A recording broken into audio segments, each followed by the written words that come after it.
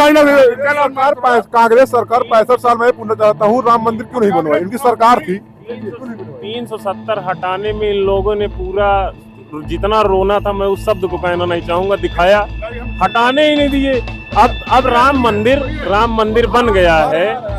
कम से कम ऐसा नेता मिला कि सबने, जितने विपक्ष वाले हैं, कम से कम भगवा पहनने लगे और हिंदू धर्म दिखाने लगे। मैं जनेऊधारी हूँ और कितना क्या कहेंगे भैया आप? क्या धारा 370 का दस्तावेज पढ़ लेना चाहिए इनको। उस पर डॉक्टर श्यामा प्रसाद मुखर्जी के दस्तखत है, जो जनसंघ के संस्थापक श्यामा प्रसाद मुखर्जी को आप लोग नहीं मानते हो? आपको दे रहा हूँ, कैलाश मानसरोवर जिनपिंग से बात करके ले आइए। आप बड़े बहादुर हैं, बड़े मर्द हैं, मुमकिन है मोदी है तो ले। इसकी बनाई हुई चीजें बेच रहे हैं, रेल बेच रहे हैं, भैंस बेच रहे हैं, सेल बेच रहे हैं, कोल बेच रहे हैं, सब बेच रहे हैं। क्या नरेंद्र मोदी जी अपने घर से लेके आए थे? इसी को अपनी तरफ खींचा जाए और ईडी सीबीआई के दबाव में, डर में, दहशत में करके लोगों को अपनी तरफ खींच सकते हैं। और ये लोग न महंगाई की बात कुछ है नहीं मुद्दा। भैया बड़ा मुद्दा रिपोर्ट को लागू बड़ा मुद्दा, एक बड़ा मुद्दा। भारतीय जनता पार्टी को हम वोट नहीं देंगे, चाहे जो हो जाए। थोड़ी भारत पहले से जुड़ा हुआ, भारत थोड़ी जोड़ना है।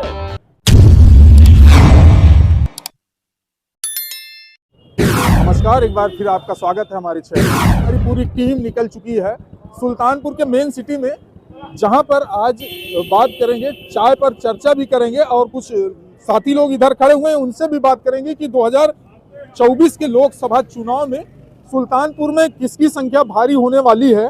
क्योंकि बस कुछ ही महीने बचे हुए हैं चुनाव के। तो जिस तरह से तमाम मुद्दे लेकर लोग आज जाते हैं जनता के बीच में, क्या होगा इस बार 2024 के चुनाव में मुद्दे, तो सीधे बात करेंगे।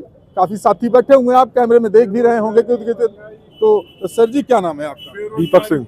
दीपक सिंह, जिस तरह से देखा जाए कि दीपक भैया की यहाँ पर कुछ महीने बचे हुए हैं लोकसभा चुनाव होने में, तो क्या लगता है कि सुल्तानपुर में इस बार कौन बाजी मारेगा? भाजपा फिर मारेगी बाजी। भाजपा, मोदी जी जो विकास का काम कर रहे हैं उसमें भाजपा फिर सुल्तानपुर में लोकसभा जीतेगी। भाजपा ही आएगी फिर। क्या मुद्दे रहेंगे? किस मुद्दे से भाजपा कम कर दिया, मुद्दा कुछ बचा ही नहीं है।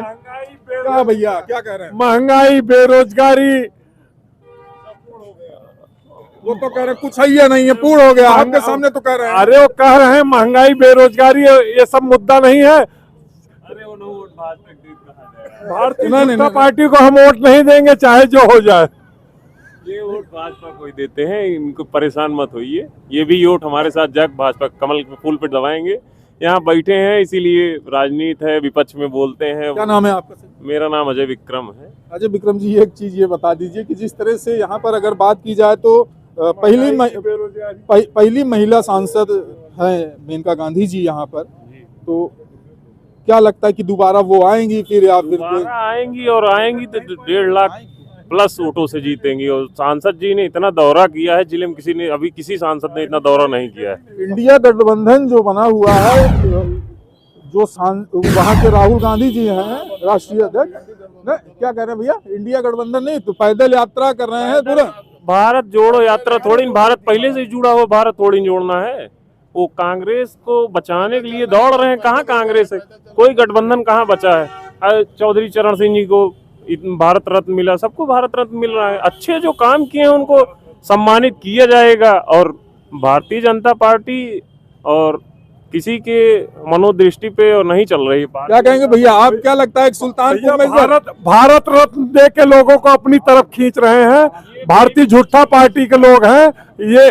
भारत रत्न दे के अगर किसी को अपनी तरफ खींचा जाए और ईडी सीबीआई के दबाव में, डर में, दहशत में करके लोगों को अपनी तरफ खींच सकते हैं। और ये लोग न महंगाई की बात करेंगे, न बेरोजगारी की बात करेंगे। अगर इनके पीछे कोई महंगाई की बात करेगा, उसके पीछे ईडी छोड़ देंगे, उसके पीछे सीबीआई छोड़ देंगे। भारत रत्न नहीं दी किसी को। बता रहे हैं कि 70 साल कांग्रेस राज की, 65 साल बता रहे हैं कि राज की, किसी को भारत रत्न नहीं दिया गया।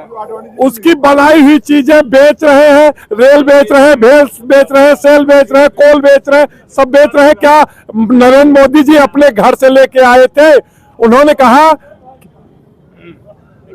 ये कह रहे हैं कि बेच रहे हैं, क्या बेच रहे हैं? कुछ नहीं बिका है, सब कुछ आपने ही सारे बैंकों को बेचा है। आपकी ही सरकार ने HDFC और जितनी भी बैंक थी उनका निजीकरण कांग्रेस ने ही करवाया।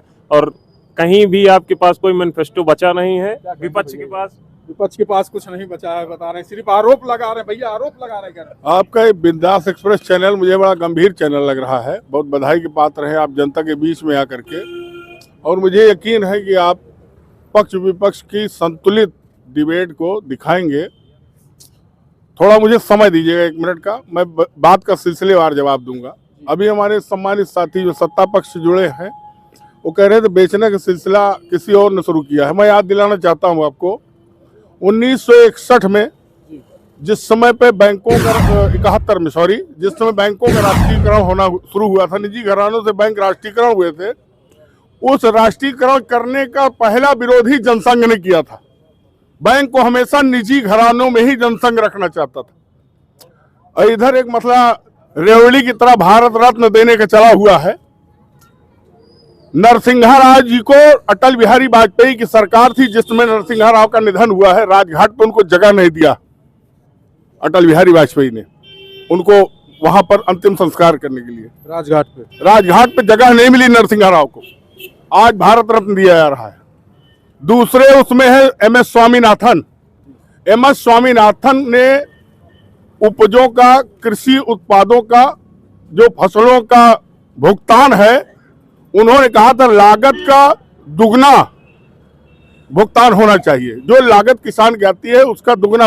उस कमीशन आयोग की रिपोर्ट को आज तक लागू नहीं किया भारतीय जनता पार्टी ने, और उनको भारत रत्न दे रहे हैं MS स्वामीनाथन को। तीसरी शख्सियत है चौधरी चरण सिंह। चौधरी चरण सिंह 1977 के बाद जो सरकार बनी थी चौधरी चरण सिंह की, दोहरी सदस्यता के सवाल पर जो जनसंघ घटक शामिल था उसमें जनता पार्टी में, दोहरी सदस्यता के सवाल पर चौधरी चरण सिंह की सरकार को गिराने का काम जनसंघ ने ही किया था, जो भारतीय जनता पार्टी का पितृ संगठन है। ये इन लोगों को अपमानित करने का काम कर रही है भारतीय जनता पार्टी भारत रत्न के नाम पर। और सुनिए, 1 मिनट और सुन लीजिए मेरी बात। प्रश्न बोल दिए हैं नहीं, 1 मिनट मेरी बात सुन लीजिए। और किसी साथी ने भी सवाल उठाया कि और किसी को भारत रत्न नहीं मिला था। राष्ट्रपिता महात्मा गांधी को किसने भारत रत्न दिया था? नेताजी सुभाष चंद्र बोस को किसने भारत रत्न दिया था? एक सवाल कर लीजिए इनसे। भैया ये बड़ा आरोप लगा रहे हैं कि इस तरह से जो है छलावा किया जा रहा है। इनका कहने का मतलब है कुछ नए मुद्दे से भटकाने की कोशिश कर रहे हैं। कोई इन लोगों के पास कुछ है नहीं मुद्दा। भैया बड़ा मुद्दा रिपोर्ट को लागू एक बड़ा मुद्दा चल रहा है कि राम मंदिर बन गया है। लोग 2024 में राम मंदिर, ठीक है, भगवान राम भारत की जमीन पे ही पैदा हुए और भगवान राम कण कण में विद्यमान है, पूरे देश में विद्यमान है। 1 मिनट, मैं इस मुद्दे से इतर एक बात करना चाहता हूं। काशी, मथुरा, अयोध्या, ये तीनों भारत में ही मौजूद है। देर सवेर इनके मुद्दे हल ही होंगे और हल होना ही है। एक मुद्दा मैं दे रहा हूं इनको, 70 साल से कैलाश मानसरोवर चाइना ने कब्जा कर रखा है। मोदी ने 9 साल में कई बार चाइना से बात किया कैलाश मानसरोवर हमारा वापस किया जाए। भैया कह रहे हैं कैलाश मानसरोवर, सिर्फ राम मंदिर की बात करते हैं, मथुरा की बात करते हैं, कैलाश मानसरोवर को चाइना ने कब्जा कर दिया। आपको मुद्दे ने भटकाए, वो मुद्दे से उन्होंने भटकाया। आपके सामने ना कैलाश मानसरोवर किसके सरकार में गया था? बताइए भैया। साई चीन किसकी सरकार में बना था? बताइए, पूछिए। चीन किसके सरकार में? ये बड़ा आरोप लगा रहे हैं कि साई चीन किसके सरकार में बना? किसी के रहा हो ये मुद्दा जिसको कह रहे हैं कि उन्होंने नहीं किया था, मैं चैलेंज दे रहा हूँ, आपको दे रहा हूँ। कैलाश मानसरोवर जिनपिंग से बात करके ले आइए। आप बड़े बहादुर हैं, बड़े मर्द हैं, मुमकिन है मोदी है तो ले आइए चाइना से। कांग्रेस सरकार 65 साल में पूछना चाहता हूँ, राम मंदिर क्यों नहीं बनवाई? इनकी सरकार थी। 370 हटाने में इन लोगों ने पूरा जितना रोना था, मैं उस शब्द को कहना नहीं चाहूंगा, दिखाया। हटाने ही नहीं दिए। अब राम मंदिर बन गया है। कम से कम ऐसा नेता मिला कि सबने, जितने विपक्ष वाले हैं, कम से कम भगवा पहनने लगे और हिंदू धर्म दिखाने लगे। मैं जनेऊधारी हूँ और कितना बनेगा? क्या कहेंगे भैया, आप क्या कहेंगे? धारा 370 का दस्तावेज पढ़ लेना चाहिए इनको। उस पर डॉक्टर श्यामा प्रसाद मुखर्जी के दस्तखत है। जो जनसंघ के श्यामा संस्थापक थे, प्रसाद मुखर्जी को आप लोग नहीं मानते हो? उन्होंने भी दस्तखत किया है। श्यामा प्रसाद मुखर्जी को आप लोग नहीं मानते हो? सुनिए, 65 साल राज की इस देश में 370 तक भी हट सकता था। आप लोग सरदार वल्लभ भाई पटेल को नहीं मानेंगे, आप चले जाएंगे, आपको कुछ कहा जाएगा सावरकर जी पे चले जाएंगे, आप राम मंदिर को नहीं भगवान को मानिए ना। आप उसके लिए सुनिए, हम 5 दिन जेल काटे हैं उसके लिए। सुनिए, नहीं आप पैदा भी नहीं हो रहे होंगे जिस समय हमने जेल काटा।